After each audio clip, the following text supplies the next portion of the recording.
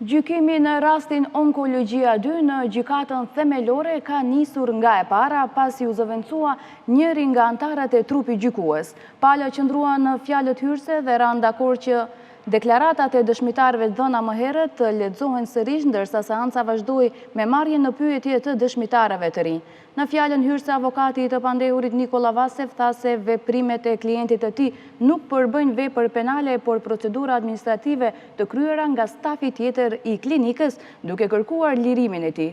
Përballë drejtësisë janë ish drejtori mjekësor i klinikës onkologjisë Nino Vasev dhe drejtori ekonomik Nehat Nuhi, të akuzuar për blerje të paligjshme ilaçesh, tender fiktiv dhe përvetësim të terapive nga viti 2018 deri në vitin 2022, me dëm prej gati 36 milion euro për buxhetin e shtetit.